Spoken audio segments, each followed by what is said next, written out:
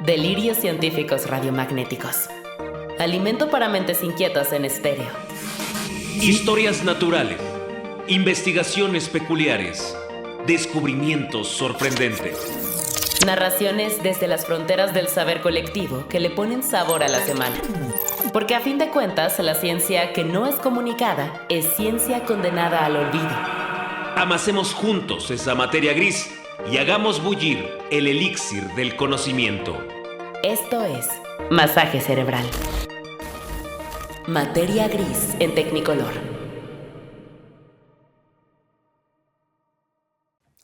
Claudio Martínez, Andrés Cota.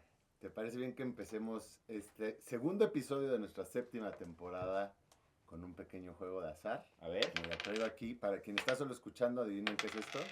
Pues un dado, por supuesto. Para quien está viendo, pues no habrá falla. Duda.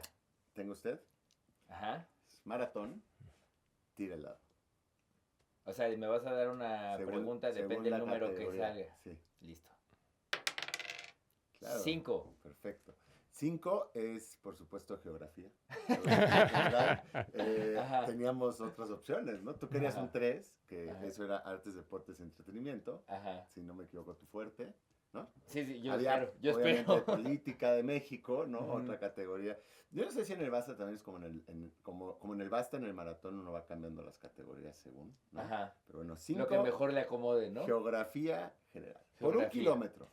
Ajá. Por un kilómetro. ¿Cuál es el río más largo de México? El más largo, Ujú. El más extenso, el que recorre más país. el río Bravo. Es correcto. Ok. Lo grande que está, ¿en dónde? ¿Qué? ¿En dónde está? En el norte, en la frontera con Frontera con norte, Estados por Unidos. supuesto. Ujú. Siempre tenemos más claras, vamos a ir dejando aquí cosas así, que vamos a ir retomando, las narrativas del norte, fíjate. Ujú. Entonces, claro, ese es el más extenso. Ahora, por 2 kilómetros, Ajá. ¿cuánto mide?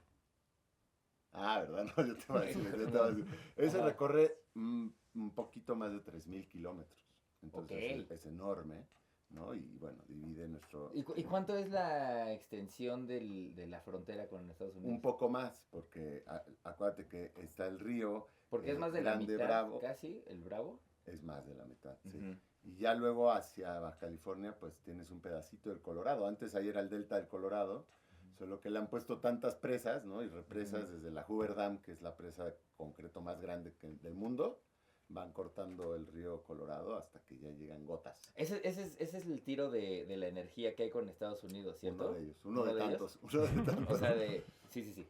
Bueno, y finalmente, por 3 kilómetros, Ajá. ¿cuál es ahora el río más caudaloso? El más caudaloso. Ujú. O sea, una cosa es el que atraviesa más territorio, Ujú. y otro es el que arrastra más agua. El Pánuco. Puede ser, depende de qué humor esté Grok cuando le preguntes. Pero el Usumacinta, que Ok. es curioso porque es la otra frontera, ¿no? O sea, es el río Mm. que pasa en una buena parte. Estamos entre enmarcados Chiapas y en Guatemala, estamos enmarcados en ríos. ¿no? ríos. Como Ajá. más bien la división política luego tiene que ver mucho con procesos Ujú. naturales. Y bueno, está el Usumacinta, y más o menos en esa misma zona está el Grijalva. Y entre Ujú. ambos ríos, se le llama el sistema Usumacinta-Grijalva, pues estamos hablando de que es aproximadamente el 20% de los escurrimientos de todo el país. Ok. 20% así del escurrimiento del país Ajá. está en esa zona, que llamamos sureste, ¿no? En el sur, Sí. sur mexicano. Yo tengo unas dudas, pero no te las voy a preguntar a ti. Porque, Porque para eso tenemos un o especialista. pregunta una que no pueda contestar. Se va a poner una prueba. A ver, Vamos a ver. a ver. 4. 4. Ay, sí. Andrés Cota. No, al ratito recuperamos el lado. No, en efecto, trajimos, obviamente tenemos a nuestro padrino de la séptima temporada, porque es nuestro primer invitado de la séptima temporada. Se tocará apadrinarla, y pues es Francisco Cubas, para quienes estén viendo o escuchando, a lo mejor les suene Nube de Monte, que es el portal que lleva Francisco Cubas, y que básicamente se trata pues de traernos historias, ¿no? Desde el sur mexicano, de la cuenca del Usumacinta y el Grijalva, ¿correcto? Entonces, De entrada, bienvenido. Bueno, de entrada, encantado de estar aquí con ustedes en Masaje Cerebral. Un gusto y un honor es estar en el primer episodio de esta nueva temporada, ¿no? Ya, eres el padre. Y el primer invitado ya en video. Claro, claro. Ya. Y el primer invitado con este nuevo decorado. Con este nuevo decorado, que agradecemos infinitamente a Fluxus porque nos tienen mucha paciencia para poner todas las chivas que se nos ocurren. Y por ahí quien esté viendo, no olviden dejarnos también comentarios de que les gusta más el otro, que piensan, ¿no? Ahí podemos ¿Qué aprender. versión les gusta más? Ojo. ¿A quién quitamos? Eso es ¿A peligroso. Cota? Pero bueno, volviendo al territorio, o sea, Ujú.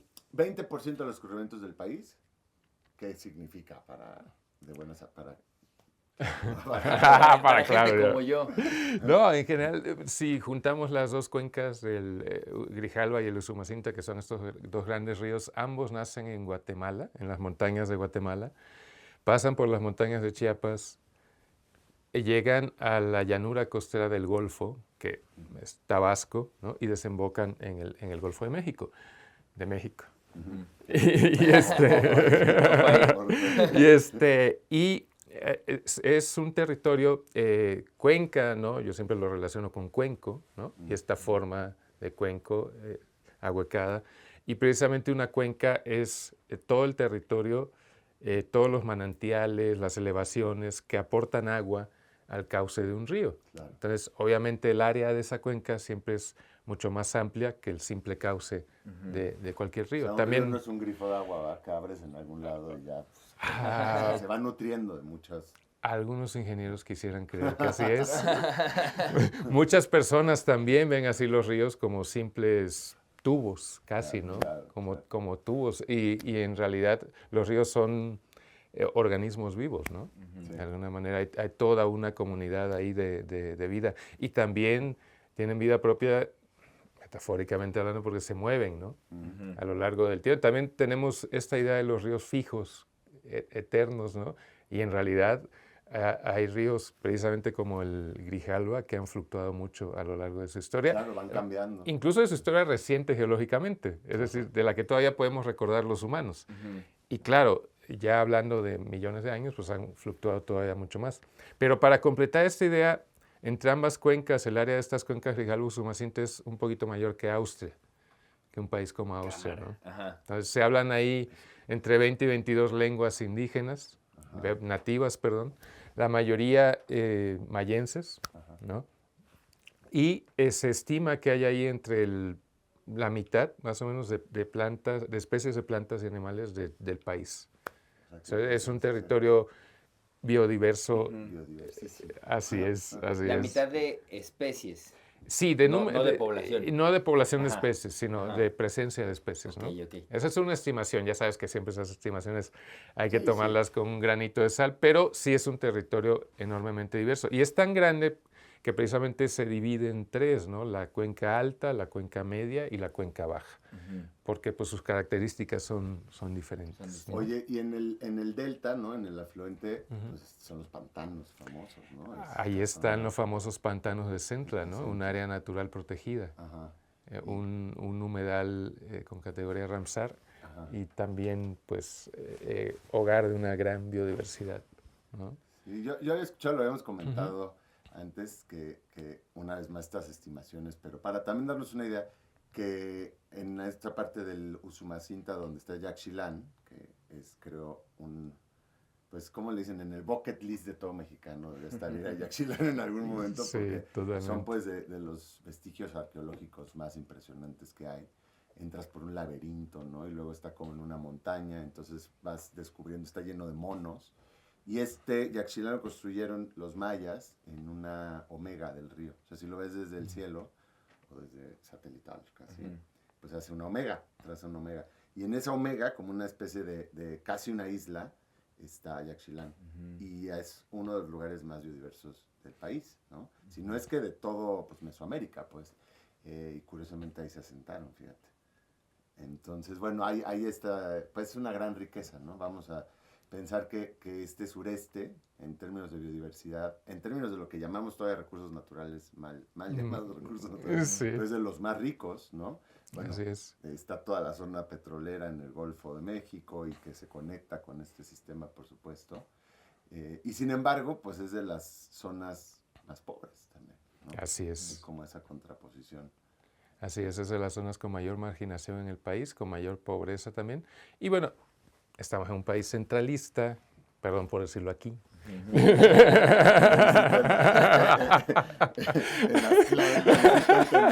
En la Gran Tenochtitlan, ¿no? Pero vaya, bueno, en todos los países se da esta cuestión de los grandes centros de poder y zonas que están al margen. Decíamos un poco antes de entrar al programa que en todos lados hay sur, ¿no? Claro. Que el sur, más que una cuestión de posición geográfica, también se puede usar como una posición en relación al poder, ¿no? Siempre alguien está al sur de algo. Ajá. En el margen. Sí, en el margen, en la orilla. Y bueno, en lo que nos ocupa en aquel territorio, yo siempre doy un dato que a mí me parece extraordinario, ¿no?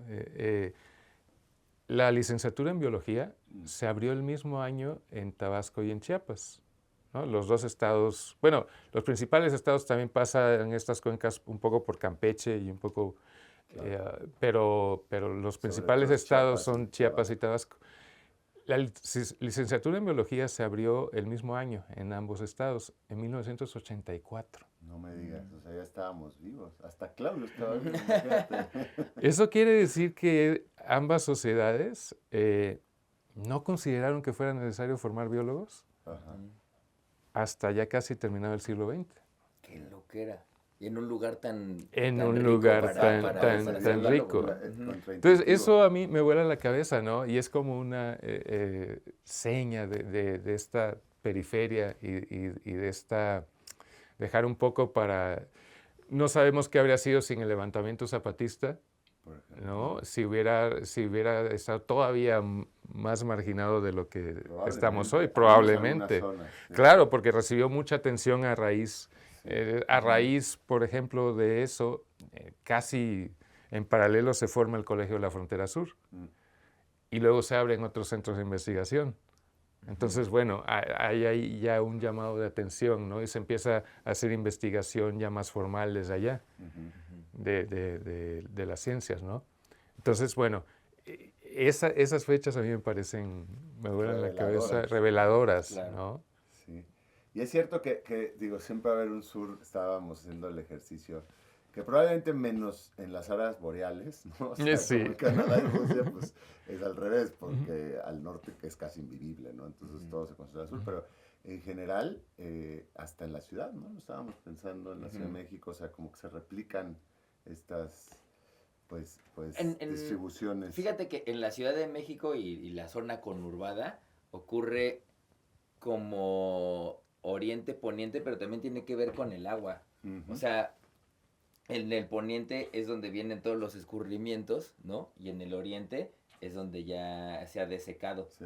Entonces, el oriente tiene mucho menos recursos porque también, o sea, es muy curioso, también tiene menos agua, Ajá. ¿no? Y del otro lado, ¿no? Te puedes imaginar las lomas, que es de donde cae Claro. todo el agua y donde están los Los campos de dinamos. golf y donde, Sí. ¿sabes? Todo ese tipo de cosas. Cierto. O sea, sí hay una relación con el agua y la pobreza bien fuerte. Pero es curioso que en una zona como Riquísima en agua. riquísima en agua, ¿no? Como el sureste del país, haya tanta carencia también. Riquísima en agua, en petróleo, en gas. Siempre hay una historia de extractivismo en el sureste del país, ¿no? De ahí se ha sacado, de ahí se sacó, como lo cuenta el historiador Jean de Vos, en una trilogía extraordinaria, de ahí se sacó la caoba, hasta que se agotó, ¿no? De ahí luego se sacó chicle. Chicle, pues era la zona chicle. Exactamente, hule, y luego petróleo, ¿no? Pero siempre ha sido esta dinámica de sacar, ¿no? Exactamente, nada que de eso es el extractivismo, ¿no? Por eso hasta la fecha hay un rezago, ¿no? Como en tantas zonas del país. Claro. Claro. Oye, vamos a ir a un corte. Vamos a ir a un corte y regresamos para seguir platicando aquí en el Masaje Cerebral con Francisco Cubas, que está buenísima la conversación. Me encanta. Entonces, no le cambie. Vamos y volvemos. Esto es Masaje Cerebral. Ya estamos de vuelta en el masaje cerebral, en el segundo bloque con Francisco Cubas. ¿No te gusta más esa voz? Eres un payaso, está muy bien, sí, muy bien. Bueno, nos quedamos platicando llegamos hasta el extractivismo, nada más por empezar a hablar de ríos. Sí, sí, totalmente. Así que cuéntanos, Francisco, más bien, ¿cómo es toda tu aproximación a estos temas? O sea, ¿cómo llegaste de un lado al otro y por qué te ha llevado a platicar como en extensión de muchas otras, muchos otros temas que atraviesan el agua, ¿no? Bueno, yo obviamente nazco y crezco ahí en la zona, ¿no? En el norte de Chiapas, en Pichucalco. Sí, y entonces, bueno, yo me dedico a muchas cosas, voy a abreviar ahí rápidamente, pero hay un momento en que empiezo a acercarme a la divulgación de las ciencias y luego trabajo un año para una ONG muy grande de nuestro país, ¿no? De cuestiones ambientales. Y eso me permite viajar por todo el país. Yo tenía como los productos de divulgación que recibimos casi siempre son los hechos en el norte global. Claro, sí. ¿No? En Estados Unidos, en Europa, en Australia. Entonces yo tenía claras esas problemáticas globales del medio ambiente, pero no sabía... La migración del salmón, ¿no? Exacto. Porque así crecimos, en efecto. Sí. Todo el mundo se sabe la migración de los ñus en África y está familiarizado con el oso grizzly allá en Alaska, claro. ¿No? Pero no se conoce su fauna local. Y entonces cuando, gracias a este contrato de un año, yo puedo viajar por el país y verlo desde el punto de vista de las problemáticas medioambientales, yo no tenía idea de que estábamos tan metidos en tanto problema, tanto lío, de que era tan grave ya la situación medioambiental de México, ¿no? Totalmente. Entonces, y ahí es donde me queda la idea, el germen de hacer divulgación, pero yo no quería hacerlo sobre algo que yo no pudiera caminar o ver o cubrir. Y también, siendo yo de allá, del sureste, pues que es de donde menos se hace divulgación. De esa brecha. Ajá, entonces busqué, ahí fue que busqué enmarcarla en ese territorio de las cuencas, ¿no? Uh-huh. Dije, bueno, aquí, aunque no las puedo cubrir, evidentemente, porque es un territorio amplísimo, claro. Y soy apenas un ciudadano común y corriente, ¿no? Que aparte tiene que comer, tiene que darse el lujo de comer. Entonces, como marco, ¿no? Y bueno, reportar por lo menos desde un pedacito de la cuenca, desde la parte baja, ¿no? Uh-huh. Lo que es Tabasco y el norte de Chiapas, ¿no? Entonces yo de ahí empiezo a difundir la biodiversidad de ese lugar y que además tiene especies animales, de plantas, que, pues, de las que no se habla. Nada. ¿No? Árboles. Exactamente, nativos, ¿no? De los que a veces se desconoce quién los poliniza, imagínate. O sea, ni siquiera sabes esa parte porque no se ha cubierto, en efecto. Y tú, entonces, naciste en Chiapas, pero ahora habitas en Tabasco. Sí, yo radico en Villahermosa y ya desde ahí me muevo a la zona norte de Chiapas y por todo el estado de Tabasco, ¿no? Bueno, cuando puedo, no tan seguido como yo quisiera, ¿no? Claro, pero está muy bueno eso porque es como información de primera fuente. O sea, finalmente ese ejercicio creo que es muy rescatable. Yo la primera vez que escuché a Francisco, fíjate, hablar y descubrí Nove de Monte fue a través de un podcast hermano del masaje cerebral, que hemos mencionado antes, que es Antropocenistas, con Mónica Nepote y Francisco Serratos. Y recuerdo que empecé a escuchar a Francisco hablando esto del sur, de hacer narrativas del sur global, y lo dijiste de una manera que yo me lo he robado, y lo reconozco en charlas, que además funciona bien. Es tú pregúntale a grupos de niños de 5 o 6 años cuál es su animal favorito, tú que fuiste maestro de kinder, y verás que la mayoría dice, pues el león, la cebra, el elefante. Lo que ven en sus narrativas, lo que ven o leen en sus libros infantiles, todavía está fuertemente dominado por el norte global, las narrativas. Entonces, por supuesto, van a elegir a los que conocen, porque hay una carencia grave desde aquí. O sea, no es que no elijan al murciélago agavero, ¿no? Porque somos medinchistas, sino simplemente porque no está. A lo mejor ahora ya el tlacuache, por ejemplo, figura, y por ahí alguno te diría el tlacuache porque es el amo del fuego. Empieza un poquito, y a lo mejor alguno diría el ajolote, porque ahora está más presente. pero falta un montón, ¿no? Y yo escuché a Francisco haciendo con otras palabras, por supuesto, esta formulación y dije, yo creo que sea mi amigo. O sea, y luego, ¿sabes? Yo dije que con este cuate yo podría hablar y entenderme. Y luego, cuando ya visité Nube del Monte y empecé a leer algunos de los textos, dije, no, pues también escribe muy bien, ¿no? O sea, que tenemos Y luego ya me di cuenta de este esfuerzo loable, porque finalmente, a la fecha, yo creo que es el único portal así. Deja tú del sur, ¿no? del sur o del sureste, sino a nivel de país, ¿no? Faltan estas narrativas donde se cruce ciencia, ambiente, crónica de primera fuente, descubrimientos, biodiversidad y crítica ambiental. O sea, todo eso es como que, ojalá que sea, yo espero que abra un poco brecha, por eso digo, a lo mejor es el primero en las cuencas, a ver que nos un par más, ¿no? Sí, bueno, tantas cuencas que hay en México Pues y claro. tan importantes, cada una ameritaría su sitio igual, ¿no? Claro. Narrarlo. Yo, bueno, primero, muchísimas gracias por todos esos elogios de Andrés, ¿no? A mí no sé, me siento muy honrado de que mi trabajo llegue a otras personas, ¿no? Y sí, tendríamos que tener más sitios. Desgraciadamente, bueno, no hay, evidentemente esto no es negocio. No.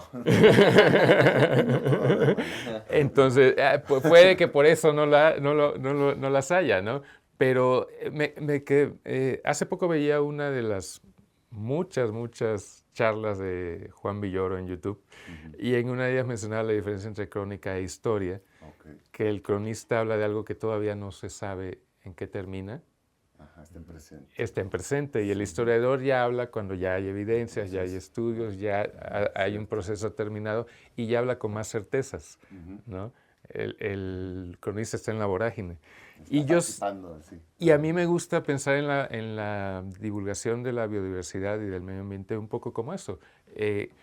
Sí apoyado en la literatura científica, por supuesto, en el conocimiento científico, pero también mucho en la observación, ¿no? Y en la crónica, en ese sentido, de estar ahí en el territorio, de ver qué cosas pasan y de mencionar cosas que todavía no sabemos muy bien a ciencia cierta por qué ocurren, o que se están investigando, o están en proceso, o hace falta investigarlas, etcétera, etcétera. A mí siempre me ha llamado mucho más la atención lo que no sabemos que lo que sabemos. Claro. ¿No? Sí. De las ciencias me llama muchísimo la atención, mucho más la frontera que lo que ya se sabe, ¿no? Y ahí es donde difiero de mucho de la divulgación científica, en el sentido de que mucha parece ser como un evangelio, ¿no? Sí, como triunfalista. Como triunfalista. Sí. Genios. Exacto, una narrativa heroica, épica, y se hace mucho énfasis en que ya sabemos esto. Y yo siempre prefiero... No sabemos Exacto.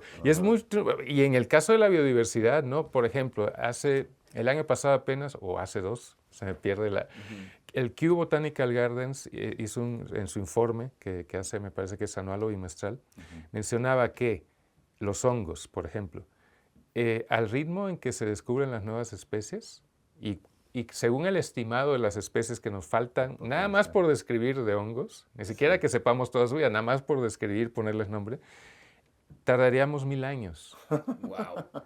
Para los que se estima que existen en el planeta. Para terminar de describirlos. Sí, es como ni el 20%, ¿no? Así es. Sí. Entonces, a mí eso me vuela la cabeza y me llama mucho más la atención, y sobre todo creo que las ciencias deben hacerte humilde, ¿no? Yo también estoy. Y yo cuando me asomo siempre a la biodiversidad, yo veo todo lo que no sabemos, todo lo que nos falta, inclusive por iniciar a investigar, y eso nos debería de dar humildad y de pensar en respetarla mucho más. ¿No? Porque es algo que ni siquiera entendemos bien. Y se va a quedar como un misterio, ¿sí? ¿No? O sea, y muchas se está extinguiendo por muchas acciones, pues, nuestras, ¿no? Claro.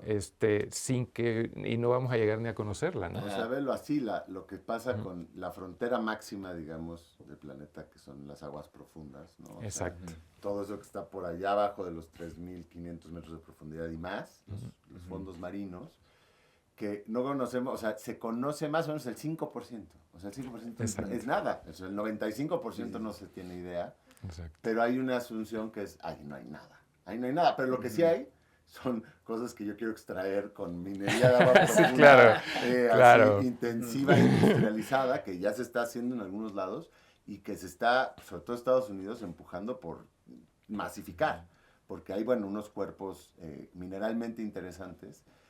Y entonces, imagínate, ni siquiera sabes qué hay. De pronto vas a empezar a hacer un extra. Creo que todos los conocemos, el territorio mexicano y el impacto de las minas a cielo abierto que tenemos. Imagínate. Yo pienso también en lo que estaba diciendo ahorita Francisco sobre el no conocer hace que te dé mucho más curiosidad, ¿no? Todo lo que, Claro. lo que no conoces. Pero también todo lo que sí conoces ayuda al menos a tener una imagen de qué es lo que hay que cuidar, ¿no? O un argumento. O qué es lo que hay que mantener. Entonces, en ese sentido, pues también es importante sí estar haciendo esta comunicación o divulgación de los espacios para que la gente tope, ¿no? Qué es lo que hay y qué es lo que se tiene que cuidar, porque pasaba un poco, y hace rato fuera del aire medio lo decíamos, ¿no? Como estas ruinas, ¿no? Que se le llamaba a todos estos espacios arqueológicos, Ruinas arqueológicas, ¿no? ajá. Sorprendentes, se les llamaba ruinas porque se venía también pegado a una imagen de ahí ya no hay nada, Ajá. ¿no? En ese lugar ya no hay nada, no es importante. Se le puede ir a extraer lo que sea porque no habita nadie, ¿no? Y ya, y bueno, eso ya se pega con Y un cambio con los nadies, epistemológico ¿no? tan, O sea, tan sencillo como decir vestigio. ujú. Entonces ya no le estás dando esa como etiqueta peyorativa. Sí, sí, sí. O sea, lo que voy con todo esto es que me parece súper importante que haya un trabajo de profundización en investigación y en cuidado de los espacios, pero a través de eso, ¿no? De la comunicación de esos espacios. ¿Tú qué es lo que te has topado, ¿no? En este camino de estar comunicando e investigando los lugares en los que estás? Bueno, muchísimas cosas. Por ejemplo, quisiera mencionar en el 2020, cuando estaba recién iniciada la página, pues ocurrió otra vez una inundación en Tabasco, ¿no? Que sea más o menos cada 5 o 10 años de diferente magnitud, ¿no? Porque obviamente, y entonces, como yo ya he vivido varias ahí, como ya llevo como 20 años viviendo en Tabasco, Estamos entonces... hablando de inundación seria, ¿verdad? Sí, O sea, claro. Que se tapan casas. Sí, sí. Entonces, como era otra vez la repetición, es que hay esta inundación en la prensa y todo esto, de repente me vinieron las ganas como de buscar la explicación. O sea, ¿por qué nos inundamos? Y me surgió la pregunta, que es el título del artículo y que fue viral en esa época, en octubre, noviembre de 2020, por lo menos allá en la región, ¿no? Que es ¿por qué se inunda Tabasco? Y es una pregunta infantil, que son las mejores. Claro. Es porque hay miles de artículos sobre las inundaciones, artículos científicos sobre las inundaciones en Tabasco, pero ya parten después de esa pregunta. Claro. Ya la dan por hecha. Ya, ajá, claro. Porque son especializados, ¿no? Ajá. Entonces yo me fui, ¿por qué se inunda? ¿Por qué es azul el cielo? ¿Por qué se inunda Tabasco? Claro. Y a partir de ahí, bueno, claro, porque vienen estas dos grandes cuencas y el nivel de Tabasco es una llanura de aluvión, de inundación, Es lo a 10 natural metros que- sobre el nivel del mar. Es lo lógico. ¿Por Lo qué esperado, pusimos ¿no? nuestras ciudades ahí? Más o menos. Esa sería la pregunta adecuada. Al igual que la Ciudad de México, Villahermosa está puesta en un lugar donde no debería estar. Ajá. O que si está ahí debería de saber qué le va a pasar. A ver, y sí, manejar diferente la situación, ¿no? Sí, o Sí, sea, ¿no? debería ser de canales, ¿no? Una Venecia. Exacto. Sí, Al menos cambiar el paradigma de coexistencia con el espacio, ¿no? No de dominarlo. Pero claro. Pero ahí me di cuenta de que, bueno, entonces hace muchísima falta comunicación de la ciencia en ese sentido,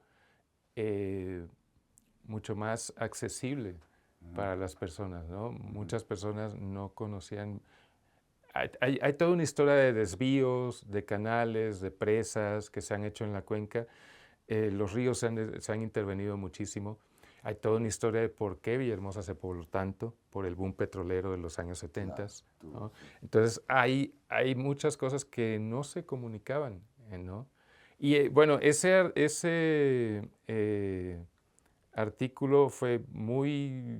A partir de ahí empecé a ver que se publicaron muchas columnas en diarios nacionales hablando de por qué Sinaloa en Tabasco, ninguna citando a Nueve Monte. Bueno, pero el chiste es incitar, ¿no? Pero se abrió una gran discusión en ese sentido, ¿no? Y creo que eso es lo que se busca principalmente en la divulgación, poner el conocimiento científico, hablando de toda la ciencia, ¿no? La historia, la sociología, porque no, ahí hay un gran sesgo en que muchas veces se considera que divulgación de la ciencia es nada más física, química y todo esto, ¿no? O sea, todas.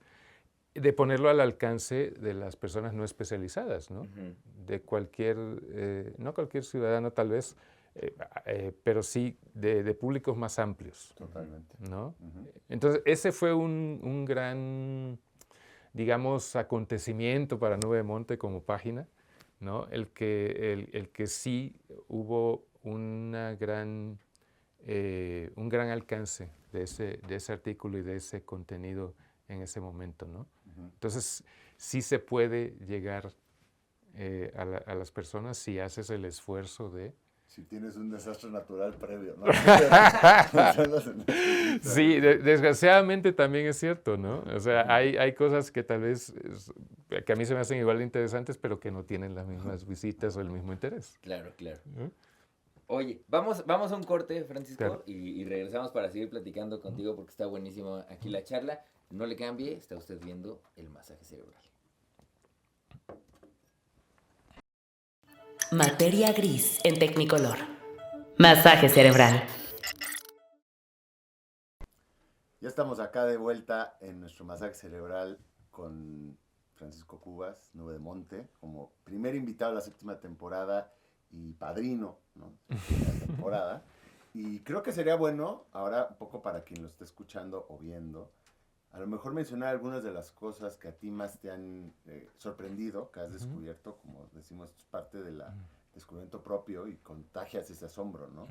Y como a mí me llama la atención, que lo que tú me habías dicho y he leído en tus crónicas, pues muchas historias de polinización, por ejemplo, de interacción entre plantas y animales, que no se sabía ni siquiera quién hacía qué, ¿no? Y de pronto, o algunas que sí, pero que tú, como también eres fotógrafo y como también Nube de Monte es un poco una entrada visual a todo esto, que no habían fotografiado aquí en México al menos, ¿no? La ceiba y esa famosa nota también yo creo que es de las más leídas, o no sé, el romance del murciélago y la ceiba, ¿no? Así hay varias historias. Fíjate, esa es una de mis historias más entrañables por todo lo que ocurrió y eso no es de las más leídas, la del romance, no. Ese sesgo de No. consumidor.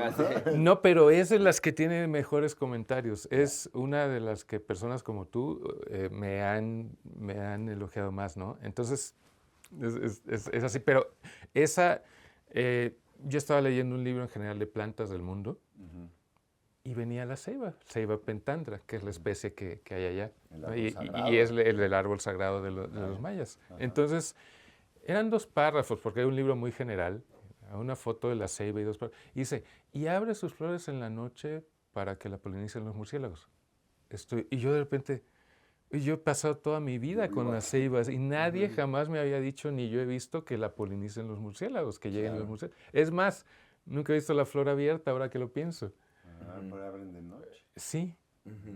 Entonces me pongo a buscar, nadie había escrito sobre eso, ¿no? Ni hay ninguna investigación, ningún artículo científico, ni en Chiapas ni en Tabasco sobre eso. Encontré una investigación de un investigador en Mérida sobre los árboles urbanos. Era del 2007, 2008 su investigación. Tal vez por ahí ya era de este siglo. Y estudiando la floración de los árboles, tomaba videos en infrarrojo y mencionaba que llegaban los murciélagos y daba como entre sus referentes un artículo de 1999 hecho en la Amazonía, ¿no? En donde el número de flores que da, las horas, todo esto. Las flores de la ceiba abren apenas se va la luz del sol. Y solo permanecen aptas para polinizarse hasta más o menos las 12 de la noche. Sí. Y uno es sorprendente, ¿no? Las flores, las plantas se mueven todo el tiempo, pero a una velocidad que nosotros no percibimos. Ah, Por eso, claro, necesita- por eso nos parece que son inmóviles, ¿no? Ajá. Pero tú acabas de ver la flor y está el atardecer y de repente volteas y ya abrió. No te diste cuenta, o sea, no lo Claro, ves, claro. pero de repente ya están todas abiertas, miles de flores abiertas. Es una flor muy bonita, pequeña, en unos capullos de muchas flores, ¿no? Y con mucho néctar. Y pues la primera vez que fui, lo primero fue encontrar una ceiba en la ciudad, que hay muchas, pero encontrar una donde yo pudiera estar de manera segura De noche. de noche, con un equipo fotográfico, ¿no? Sí, sí, sí, sí. Entonces fue una que tenía una taquería de tacos de cabeza De tacos al de lado. cabeza. Órale. Además, así ya tienes arreglado el catering. ¿no? Totalmente, y muy buenos, ¿no? En la Todo colonia está petrolera de allá. abajo, ¿no? En bolsita de papel de strass. Entonces fue llegar, poner la cámara, pedirle a una amiga prestado un telefoto y llevar una lámpara, ¿no? Y apuntar y apostarle a Que alguna a una de las ramas, ¿no?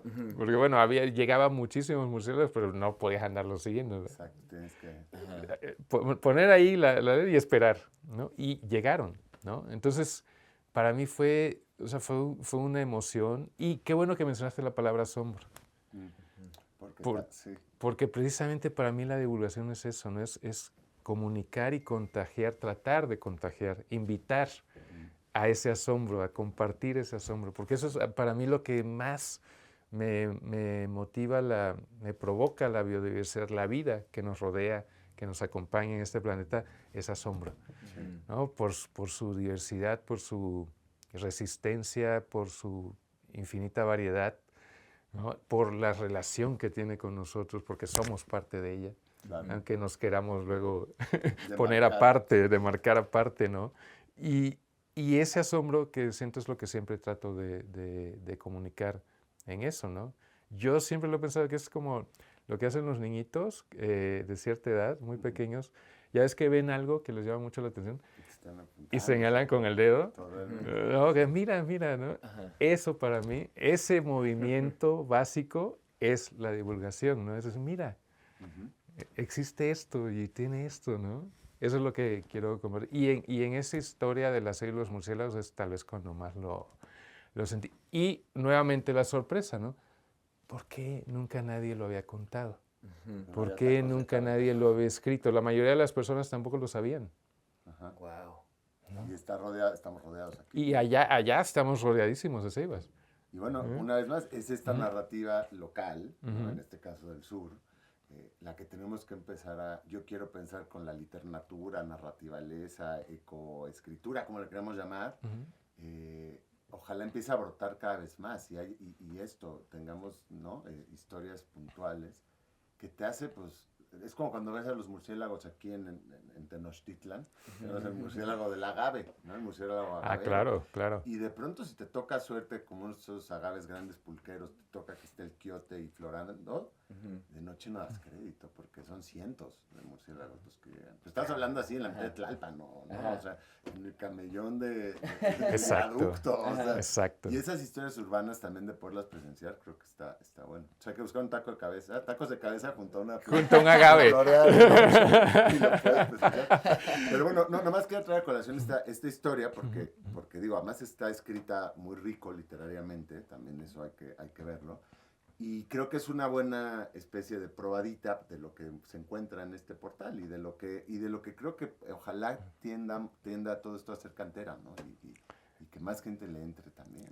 Ojalá, porque en un país con la tantas riqueza, historias. con la riqueza de México, de verdad que nos falta muchísimo, ¿no? Hay muchísimo y creo que eso va a ayudar a hacer conciencia en general, porque nada más se nos habla en abstracto, ¿no? Bueno, somos un país mega diverso, tenemos mucha cifras, diversidad, sí. ajá, pero mientras tú no lo veas conectado con lo local, Sí. Claro. mientras tú no lo sepas distinguir en lo que te rodea inmediatamente en tu territorio, incluso que entiendas tu territorio, Ujú. ¿no? Porque muchas personas no entienden, por ejemplo, allá cómo está la cuenca Grijalbo-Sumacinta, que es complicado hidrográficamente, ¿no? Entonces, por ahí hay que empezar, ¿no? Como hablabas aquí de la hidrografía de aquí del Valle de México, ¿no? ¿Cómo es? O sea, ese es el primer punto, ¿no? Para que tomemos conciencia y empecemos a entender desde otro punto de vista lo que nos rodea y le tomemos también el cariño y la necesidad de preservarlo, pienso yo. Claro. Buenísimo, porque a mí me parece ahí bien lindo ya para ir cerrando este bloque y agradecerte infinitamente, Francisco, que hayas venido a platicar aquí con nosotros del masaje cerebral, es que la comunicación de lo que sea que hagas, en la medida en la que hagas con la información correcta y con un montón de emoción, también como que hace que la gente diga, yo conecto con eso, ¿no? Y creo que en ese tenor es donde se mueve Nube de Monte, y pues mil gracias por venir con nosotros. No, al contrario, hablando de estos espacios, bueno, precisamente es uno de esos espacios de que habría que replicar y que hace mucha falta por todo el país, ¿no? Y los felicito por su trabajo. Pagando regalías, ¿no?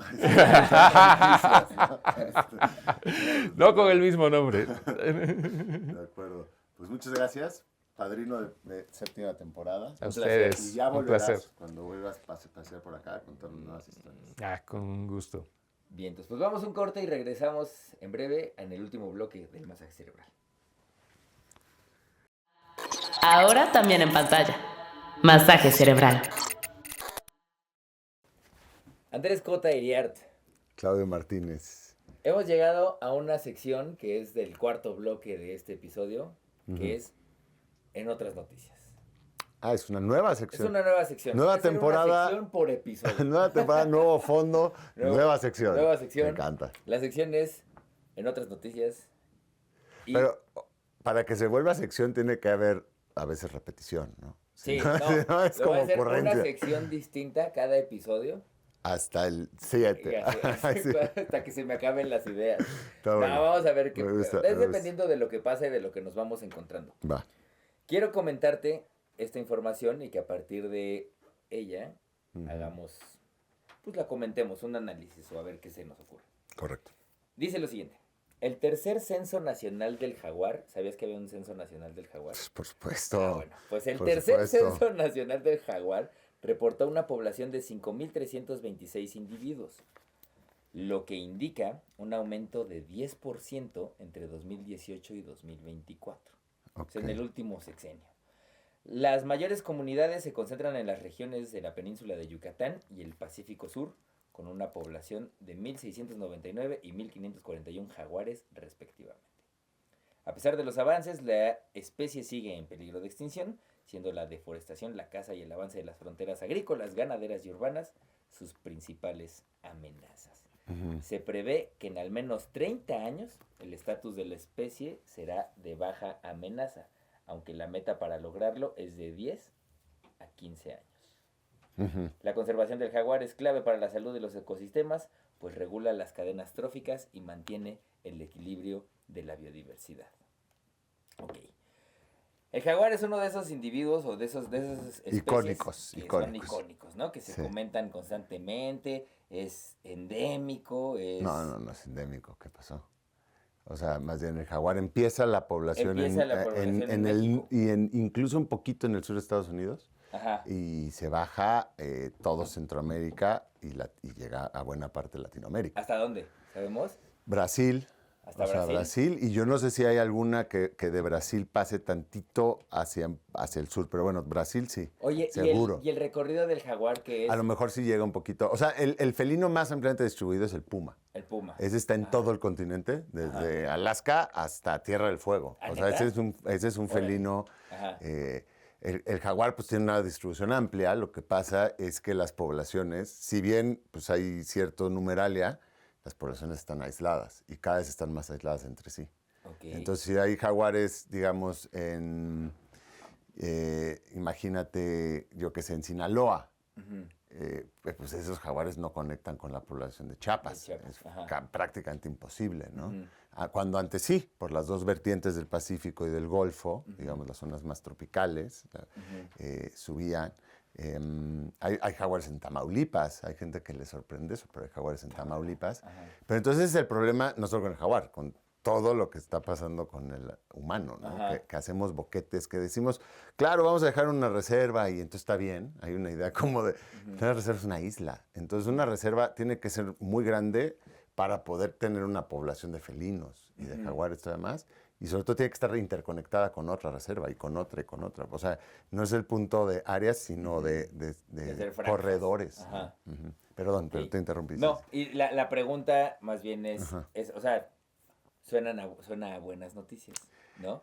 Pero habría que tomar todo con reserva, me imagino. Yo tengo otros datos. No. ¿Cuáles son tus datos? No, suena buenas noticias, pero siempre hay que tener cuidado con esto porque luego son muy buenos titulares, ¿no? Y dan una idea. Y a veces hay que preguntarse, ¿qué tanto es que aumentó la población o que mejoraron tus métodos de detección? Eso continuamente pasa con diferentes animales y organismos en general, ¿no? O sea, pero podría pasar entonces que salgan ahora- los números y dices, no, ni están en peligro. O sea, como... No, o sea, lo que pasa con el jaguar es que, como con muchas otras especies, como tiene una distribución amplia, no hay un peligro de extinción total de todos, pero sí local. O sea, sí te puedes quedar sin jaguares en algunos estados y luego en el país, como ha pasado con tantas otras especies. Hablábamos de las, en algún episodio, ¿te acuerdas que hablábamos de las águilas arpías? Que hubo todo este día del redescubrimiento del águila arpía en México. Y bueno, sí ha habido avistamientos desde hace un par de años, de hecho. Pero bueno, está prácticamente extinta a nivel local, en el país. Pero en Centroamérica sí hay. Y entonces eso es la cosa, los desplomes poblacionales pues vienen a partir de eso, ¿no? Entonces yo creo que 5,000 jaguares, 5,300 también, ¿contra qué comparas esos datos? O sea, a nivel histórico, ¿cuándo empezamos como con las ballenas? Que Pues se es dice? el tercer censo, imagino que lleva muy poquito. Es muy haciéndolo. poquito, es como cuando dicen, no, es que las poblaciones de ballena azul se están recuperando. Dices, ¿con respecto a qué? O sea, no llevamos ni 2 siglos ni siquiera pensando en que hay que tener una idea de cuántas hay, ¿no? Claro. Y las cazábamos. Entonces, sí, digo, qué bueno que haya 5,322, dijiste, y ojalá, hay que ver cuál es la tendencia a largo plazo, pero ojalá eso lleve a, en vez de decir, bueno, entonces no hay que preocuparnos por ellos, es más bien vamos a intentar sí lograr cierta meta de que sigan, ¿no? Y vamos a intentar interconectar pues sus poblaciones para que pueda haber intercambio genético, ¿no? Y luego nos dominen.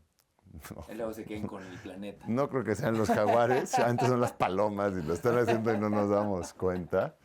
Oye, retomando otra sección para que se vuelvan secciones. Ajá. Sí, cierto, no es cierto. Sí, cierto, no es Así se cierto. llamaba, ¿no? Ajá.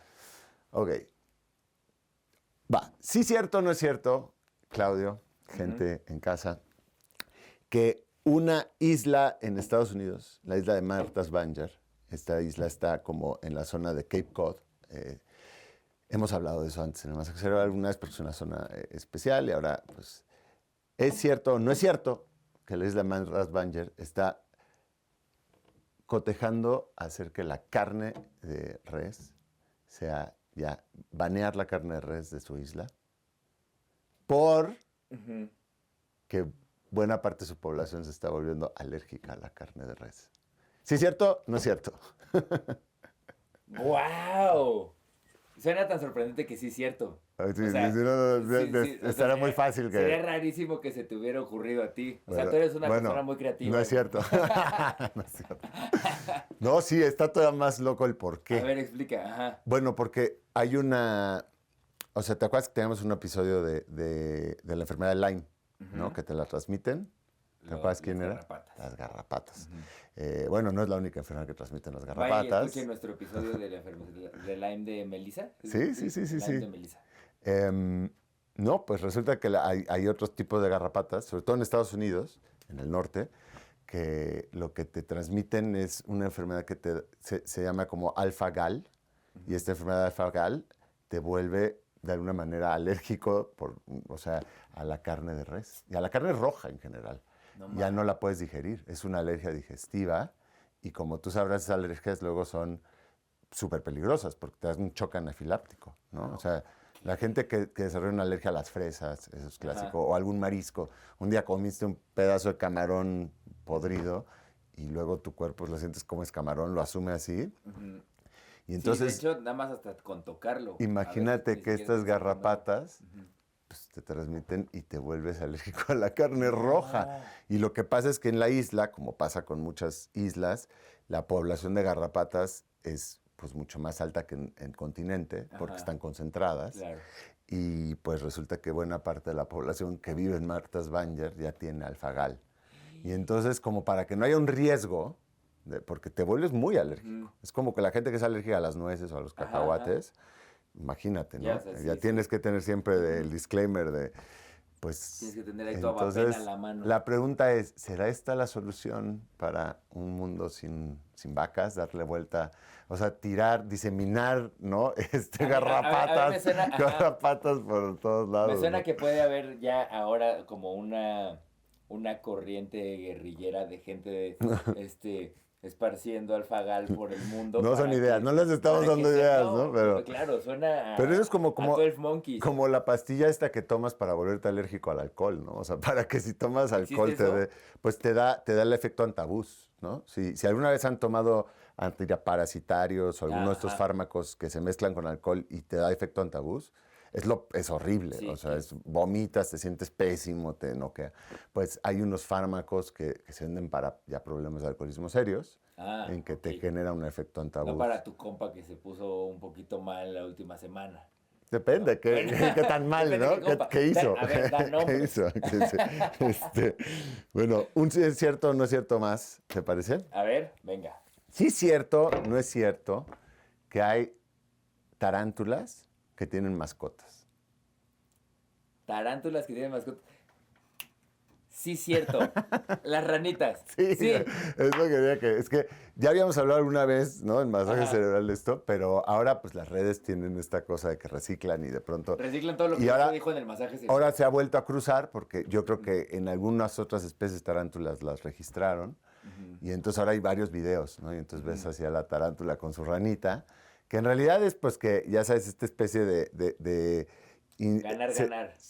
Sí, más bien es como una relación interdependiente que es positiva por un momento, ¿no? Que la ranita pues se come, sobre todo cuando la tarántula tiene hijas, ¿no? Cuando la tarántula tiene sus hijitas, pues vienen un montón de insectos chiquitos, de depredadores minúsculos, que la tarántula es tan grande en comparación que no puede con ellos, ¿no? Ácaros.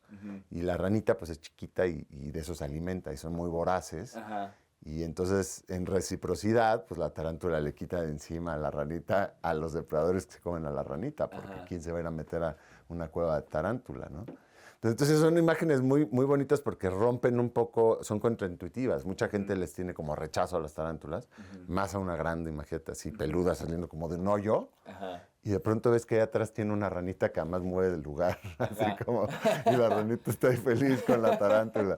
Están padrísimos, ¿no? Está bonito, me gusta mucho esa relación. Es como de amistad, de cosas que pareciera que no son compatibles. Sí, ¿no? por eso, ponen un poco de cabeza. Una rana y una tarántula, suena a fábula. Sí, además hay cada vez más de esas. Ahora, último, ¿sí es cierto o no es cierto? Sí es cierto o no es cierto que hay un personaje, yo no sé si es el único o si sea tendencia, que es calvo y convirtió su calva en un anuncio para marcas. ¿En un anuncio? Para marcas. O sea, es como si fuera un espectacular, tú le pagas y se pone tu marca o tu lema político y va por el mundo así. ¿Es como se lo tatúa? ¿O qué? No, con Sharpie. Una semana con Sharpie, no sé. No sé, pero, o sea, ¿crees que hay un mundo al que vamos en que eso es una más de las escaparates cada vez publicitarios? Suena a mucho más probable, así que sí. Bueno, no me consta, lo vi también. Es que aquí vamos a ver si es cierto o no es cierto. Díganos ustedes qué opinan. Ahora, si esa es una manera de hacer dinero, avísenme. No, es una idea aquí, sí. Está buenísimo. Podemos poner su marca aquí. Sí, sponsors posibles. No vamos a poner nada sobre la mesa, va a ser en mi frente. ¿No? Imagínate así que cualquier marca de... Elon Musk rules. Okay. O sea, ¿qué te pondría? Sí tenemos límites. Tenemos unos límites. Bueno, ese no te puedo garantizar. O sea, yo lo vi a nivel Instagram, me lo crucé por ahí. Me dio mucha risa, por supuesto. No he investigado más, no he indagado más. Pero el mundo que vivimos hoy en día es como tan fársico de alguna manera y tan absurdo que no me extrañaría que... No que él esté dispuesto. No me extrañaría que hubiera marcas que le paguen una buena lana para eso, ¿no? Vamos a abrir la posibilidad en el masaje cerebral. Vamos a Les ver. presto mi frente, pero ahora, ¿cómo? Exacto. ¿Qué proponen? Que sea una subasta. Ajá. Que sea una subasta. Una me subasta, parece muy bien. exacto. Me late. Ahí coméntenlo en el canal. Oye, pues ya vamos llegando a Pénjamo, mi queridísimo Andrés Cotas, Vale. se nos acabó este episodio. Muchísimas gracias a Fluxus, que nos está haciendo el super paro para estas producciones. Muchísimas gracias a ustedes que están al pendiente de esta nueva etapa del masaje cerebral. Y pues nada, nos vemos en el siguiente. Queda decir que si lo están escuchando en cualquier plataforma de audio, vengan a YouTube, aunque no nos quieran ver, y sigan el canal, porque necesitamos crecerlo, ¿no? Necesitamos crecer. Tenemos una apuesta en ciernes, qué Ajá. tan rápido llegamos a 1000 seguidores, y yo veo que estás flaqueando. Voy perdiendo. Pero bueno, muchísimas gracias, Andrés Cota. Pase usted bonita tarde, noche, mañana, lo que sea. Exacto. Chao. Esto fue todo el masaje cerebral por hoy. En la próxima emisión, seguiremos alimentando a las mentes inquietas a través de sus sentidos.